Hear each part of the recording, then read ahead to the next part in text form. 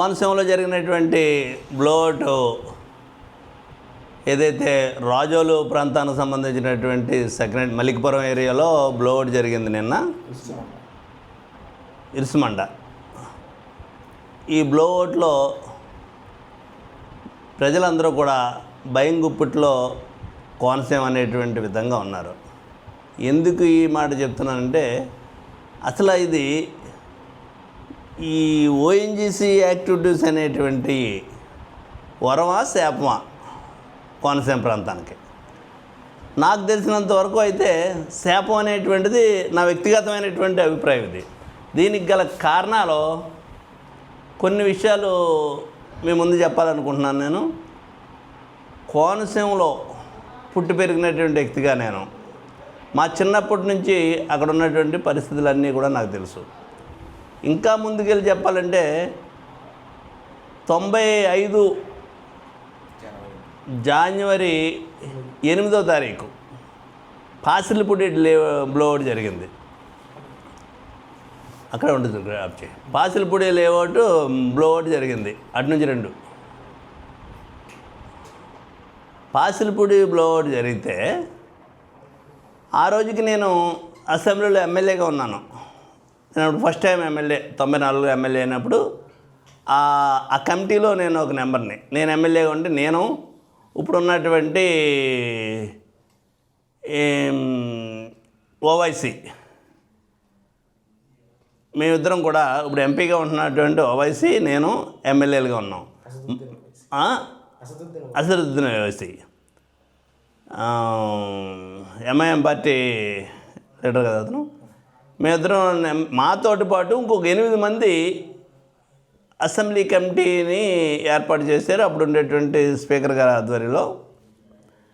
దీన్ని బ్లోఅవుట్ జరిగిన తర్వాత దీని మీద అధ్యయన కమిటీ కింద వేస్తే అసెంబ్లీ నుంచి నేరుగా పాసిలిపూడి బ్లోఅవుట్ జరిగినటువంటి ప్రాంతాన్ని నేను వయసి మాతోటి పాటు ఉన్నటువంటి సభ్యులు మేమందరూ ఇది చూసిన తర్వాత ఢిల్లీ వెళ్ళి ఢిల్లీలో ఓఎన్జీసీ అధికారులతోటి దీని మీద ఫైర్ అయినటువంటి విధానం మీద ఇవన్నీ కూడా చర్చించడం జరిగింది. అందు గురించి దానికి కొంతవరకు నాకు వివరాలు తెలుసు.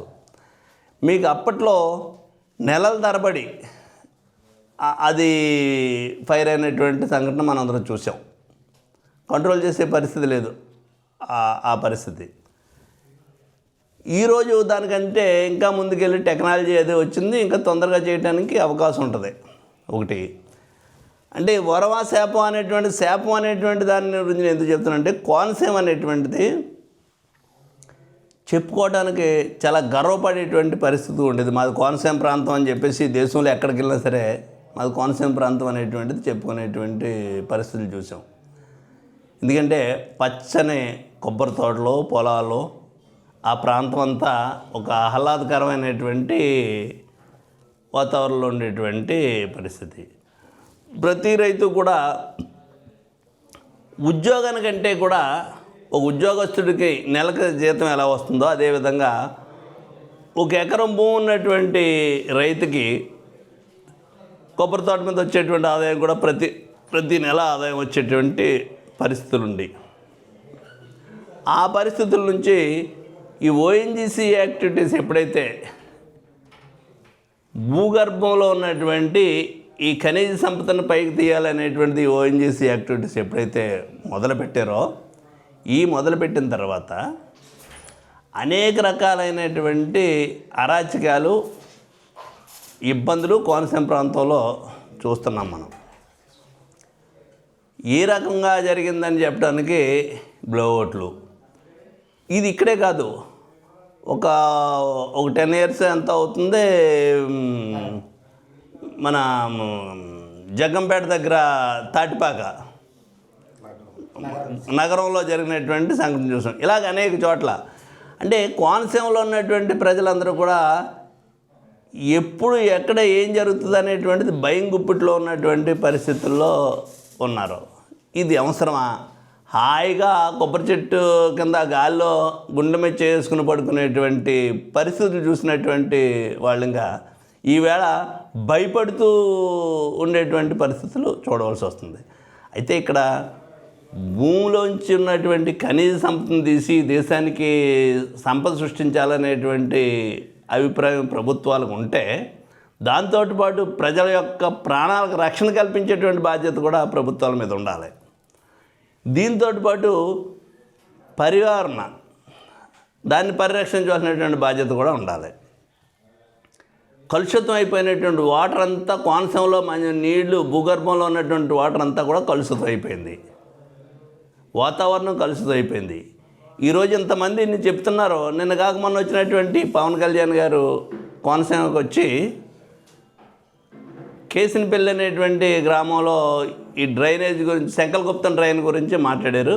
దాని మీద శాంక్షన్ చేయించాను. చూసిన తర్వాత ఆయన స్పందించి శాంక్షన్ చేయించారు.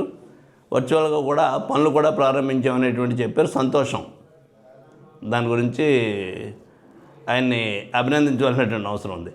అయితే ఆయన మాట్లాడే దాంట్లో గత ప్రభుత్వం యొక్క నిర్లక్ష్యం కారణం చేత ఈ డ్రైన్ అనేటువంటిది మాత్రం, ఇది ఎవరో మీకు ఇన్ఫర్మేషన్ ఇచ్చారు కానీ అది మాత్రం తప్పు. ఎందుకంటే ఈవేళ కాదు, ఈ డ్రైనేజీ వ్యవస్థ అనేటువంటిది నాకు తెలిసినంత వరకు 78 నుంచి 83 వరకు ఉన్నటువంటి ప్రభుత్వంలో చెన్నారెడ్డి గారు, అప్పుడు 78, 98 కానీ చెన్నారెడ్డి గారు ముఖ్యమంత్రిగా ఉన్న టైంలో వరల్డ్ బ్యాంక్ నిధుల నుంచి డబ్బులు తీసుకొచ్చి ఆ రోజుల్లో 500 కోట్లు 700 కోట్లు శాంక్షన్ చేయించారు అనేటువంటిది చెప్తే, చాలా గొప్ప కార్యక్రమం చేశారు జగన్నాథ్ చెన్నారెడ్డి గారు అనేటువంటిది. చాలా పేరు వచ్చింది రైతులందరిలో. అప్పుడు తర్వాత ఈ రోజు వరకు ఏ ప్రభుత్వం వచ్చినా, ఎన్ని ప్రభుత్వాలు మారినా ఈ రోజు వరకు కూడా డ్రైనేజీ వ్యవస్థ మీద రూపాయి ఖర్చు పెట్టిన లేరు. ఏదో పూడికి తీసాం, అది తీసాం, ఇది తీసామని చెప్పేసి బిల్లులు చేసుకుని తినేయటానికి చేశారు తప్పితే, ఒక సీరియస్గా మాత్రం దీన్ని డ్రైనేజీ వ్యవస్థని తవ్వినటువంటి పరిస్థితి అయితే లేదు ఎక్కడానే. ఆ విధమైనటువంటి పరిస్థితులు ఇవన్నిటికి కారణం ఓఎన్జీసీ కార్యకలాపాలు జరగడం వల్ల వచ్చినటువంటి నష్టం. మీకు తెలుసో లేదో, ఒకప్పుడు ఈ ఆంధ్ర యూనివర్సిటీకి సంబంధించినటువంటి ఒక ప్రొఫెసర్, ఒక ఆయన, ఆంధ్ర యూనివర్సిటీకి సంబంధించినటువంటి ప్రొఫెసర్ ఒక ఆయన, దీన్ని ఓఎన్జీసీ యాక్టివిటీస్ వల్ల భూమి కిందకి దిగిపోతుంది అనేటువంటిది ఆయన పరిశోధనలో చెప్పడం జరిగింది ఆయన ఆ రోజు. మరి ఇవన్నీ ఈ పచ్చటి పొలాలు, చేలు, ఇంకొక విషయానికి వస్తే మత్స్య సంపద అంతా కూడా పోయింది. సముద్రానికి చుట్టూ ఉన్నటువంటి కోనసీమ ప్రాంతంలో చుట్టూ ఉన్నటువంటి గోదావరిలే, అంతర్వేది గోదావరి కానీ, గన్నవరం నుంచి కానీ, కోటిపల్లి కానీ, మొత్తం మరి కోనసీమలో ఉన్నటువంటి మురమళ్ళ ప్రాంతంలో ఉన్నటువంటి గోదావరిలు కానీ, మొత్తం కోనసీమ చుట్టూ ఉన్నటువంటి ప్రాంతం అంతా కూడా గోదావరికి సంబంధించినటువంటి ప్రాంతంలో, గోదావరికి చుట్టూ ఉన్నటువంటి ప్రాంతాలు. దీనివల్ల మత్స్య సంపద, విపరీతమైనటువంటి మత్స్య సంపద వచ్చేది.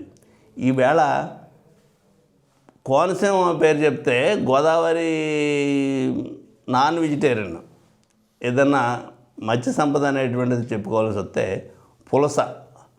ఈ దేశవ్యాప్తంగా కోనసీమ గురించి మాట్లాడితే పులస చేప అనేటువంటిది ముందు గుర్తొచ్చేటువంటి పరిస్థితి. ఇక్కడ చాలా ఉన్నాయి, పూతరేకలని, అవన్నీ. ఈ మత్స్య సంపద గురించి చూస్తే పులస అనేటువంటిది, ఆ పులస అనేటువంటిది భవిష్యత్తులో చెప్పుకోవడానికి ఉపయోగపడేలాగా తయారైపోయింది తప్పితే అది తినడానికి ఉపయోగపడేలా లేదు. ఇలా ఎక్కడ లేదు. ఎక్కడెక్కడికో దేశంలో ఉన్నటువంటి బంధువులకు కానీ, స్నేహితులకు కానీ ఇక్కడి నుంచి వండి పంపించేటువంటి పరిస్థితి ఉండేది ఈ ప్రాంతంలో ఉన్నవాళ్ళు. ఈవేళ అటువంటి సంపద అంతా కూడా సర్వనాశనం అయిపోయిందంటే కేవలం గోదావరి ప్రాంతంలో కానీ, సముద్ర ప్రాంతాల్లో కానీ డ్రిల్లింగ్ జరగటం వల్ల, డ్రెడ్జింగ్ జరగటం వల్ల, అనేక కార్యక్రమాలు జరగటం వల్ల పోయింది. దీని మీద ఆధారపడి ఉన్నటువంటి మత్స్యకారులకి, వాళ్ళు జీవితాంతం వాళ్ళ తాత ముత్తాతల నాటి నుంచి కూడా ఇదే వృత్తి మీద ఆధారపడి ఉన్నటువంటి మత్స్యకారులకి ఈవేళ ఈ సంపద అంతా తొలగించి వెళ్ళిపోతూ, వాళ్ళకేదో అరకొరగా నెలకింత ఇస్తాం, 6 నెలలకి ఇంత ఇస్తాం, 3 నెలలకి ఇంత ఇస్తామని చెప్తున్నారు. దానికి మళ్ళీ ఇచ్చేటువంటి మధ్యన ఉన్నటువంటి ప్రభుత్వాలు అదేదో పెద్ద ఘనకార్యం చేసినట్టు ఈళ్ళ డబ్బా కొట్టుకునేటువంటి పరిస్థితులు. ఈ కారణం, ఇవన్నీ అవసరమా? ఏ విధంగా అభివృద్ధి జరిగింది, ఏ విధంగా కోనసీమ ఉండేది, ఆ వేళ ఉండేటువంటి కోనసీమకి ఈ వేళ ఉండేటువంటి కోనసీమకి ఒక్కసారి మనం వెళ్ళి చూస్తే. అయితే సంపద అనేటువంటిది అవసరం. సంపద సృష్టించకపోతే అభివృద్ధి అనేటువంటిది జరగదు. అభివృద్ధి జరగాలంటే ప్రభుత్వాల ప్రింటింగ్ ఏం కుదరవు, ఆదాయ వనరులు రావాలి. ఆదాయ వనరులను బట్టే ప్రభుత్వాలకు ఆదాయం వస్తుంది, ప్రభుత్వాలకు ఆదాయంతో పట్టే అభివృద్ధి అనేటువంటిది జరుగుతుంది. అయితే ఈ కోనసీమలో జరిగేటువంటి డ్రిల్లింగ్ యాక్టివిటీస్కి సంబంధించినంత వరకు రైతాంగం అంతా కూడా ఈవేళ కొబ్బరి చెట్లు నాశనం అయిపోయినాయి, కొబ్బరి తోటలు నాశనం అయిపోయినాయి అంటే ఎక్కడ ఏ కొబ్బరి తోట కూడా మంచి తోటలు ఉన్నాయనేటువంటిది లేదు. ఆ రోజుల్లో ఉన్నటువంటి కొబ్బరి తోటల పరిస్థితి వేరు, ఈ రోజుల్లో ఉన్నటువంటి కొబ్బరి తోటలు. ఒకసారి కొబ్బరి చెట్టు వేసుకుంటే 100 సంవత్సరాలు బతుకుతుంది, 100 సంవత్సరాలు సుమారు బతికేటువంటి విధంగా కొబ్బరి చెట్టు ఆదాయం వస్తుంది ఎప్పుడు. అదంతా ఈరోజు సర్వనాశనం అయిపోయిందంటే కింద ఉన్నటువంటి ఉప్పు నీరు వచ్చేసింది అంతానే. మంచినీళ్ళు తాగుదామంటే ఎక్కడ అవకాశం లేదు. భూమి కుంగిపోయింది కిందకి. భూమి కుంగిపోయిందంటే ఎక్కడ నుంచి చూపించడానికి మేము చూపించలేము. శాస్త్రవేత్తలు చెప్తున్నటువంటి సమాచారం ఇది. దీనికి సంబంధించినటువంటి శాస్త్రవేత్తలు దీని మీద అధ్యయనం చేసిన వాళ్ళు చెప్పేటువంటి సమాచారం. భూమి కుంగిపోవటం వల్ల సముద్రానికి భూమికి వ్యత్యాసం వచ్చేసింది. అందుకని డ్రైనేజీ వాటర్ దాంట్లోకి వెళ్ళేటువంటి పరిస్థితి లేకుండా పోయింది. దీనివల్ల ఈ సముద్రం నుంచి వచ్చేటువంటి డ్రైనేజీ నుంచి వచ్చి డ్రైనేజీలోకి వాటర్ రావటం, ఆ వాటర్ ఈ కొబ్బరి చెట్లకి వెళ్ళటం, ఇదంతా కూడా మొత్తంగా నాశనం అయ్యి ఇబ్బంది పడేటువంటి పరిస్థితి ఉంది. సరే, ఇప్పుడు అన్నిటికి ఇప్పుడు ఏదో నేను ఎవరిని బ్లేమ్ చేయటం కాదు. ఉన్నటువంటి మనం ఏ రకంగా ముందుకెళ్ళామా ఆ విధంగా ముందుకు పోతాం, ఆ విధంగా ముందుకు పోతాం అని చెప్తాం. మనం మాట్లాడితే ఏ విధంగా ముందుకు పోతున్నాం ఇది. తర్వాత రెండవ విషయానికి వస్తే, ఇక్కడ ఉన్నటువంటి ఇప్పుడు జరిగేటువంటి బ్లోఅవుట్లో ఆ చుట్టుపక్కల ఉన్నటువంటి ప్రాంతం అంతా కూడా భయంకరమైనటువంటి ఈ సౌండ్లు వస్తున్నాయి. దీనివల్ల ఊళ్ళు గాలి చేసేసి బయటికి వెళ్ళిపోయేటువంటి పరిస్థితులు. ఆ చుట్టుపక్కల ఉన్నటువంటి కొబ్బరి చెట్లన్నీ కూడా నాశనం అయిపోయినాయి ఈ వేడికి, ఈ బ్లోఅవుట్లకి. దీనికి సరైనటువంటి నష్టపరిహారం ఆ నష్టపోయినటువంటి వాళ్ళు కొబ్బరి చెట్టుకి ఎంత అనేటువంటి డబ్బులు ఇచ్చేటువంటి పరిస్థితి ఈవేళ ప్రభుత్వం చేయవలసిందిగా నేను డిమాండ్ చేస్తున్నాను. ఓఎన్జీసీని ప్రభుత్వం దీన్ని బాధ్యతగా తీసుకుని ఓఎన్జీసీ సంస్థల చేత, గెయిల్ సంస్థల చేత, అనేక సంస్థలు ఏవైతే ఉన్నాయో వాళ్ళందరి చేత కూడా అక్కడ నష్టపోయినటువంటి రైతాంగానికి కానీ, నష్టపోయినటువంటి ఇళ్ళు కట్టుకుని పాకలు వేసుకుని ఇళ్ళు ఉన్నటువంటి వాళ్ళు నష్టపోయినటువంటి వాళ్ళు కానీ, ఈ బ్లోఅవుట్ల వల్ల, ఈ మంటల వల్ల, ఈ గ్యాస్ ఫైర్ అవ్వటం వల్ల వచ్చినటువంటి దాని మీద ఎవరెవరైతే నష్టపోతున్నారనేటువంటిది కొంచెం ఉదారంగా చేసి ప్రభుత్వం బాధ్యతగా తీసుకుని అక్కడ ఉన్నటువంటి ప్రజలను ఆదుకోవాల్సినటువంటి బాధ్యత, ఆ నష్టపరిహారం ఉదారంగా ఇప్పించేటువంటి బాధ్యత కూడా ఈ సంస్థల చేత, ఓఎన్జీసీ కానీ లేదా గెయిల్ కానీ ఇంకోటి ఎవరైతే ఏ అయితే సంస్థలు ఉన్నాయో వాళ్ళందరి చేత కూడా వీళ్ళకి నష్టపరిహారం ఇప్పించి వాళ్ళందరినీ ఆదుకునేటువంటి బాధ్యత కూడా ఈవేళ ప్రభుత్వం చేయాలనేటువంటిది మేము డిమాండ్ చేస్తున్నాం ఈ రోజుని. చరిత్ర సృష్టించినోడు ఇప్పుడు ఆ చరిత్రని తిరగరాయబోతున్నాడు. అబద్ధాల గోడల్ని బద్దలు కొట్టి నిజాలను రాగా మీ ముందుంచబోతున్నాడు. నిజమైన వార్తల కోసం వెంటనే డౌన్లోడ్ చేసుకోండి రా యాప్ని.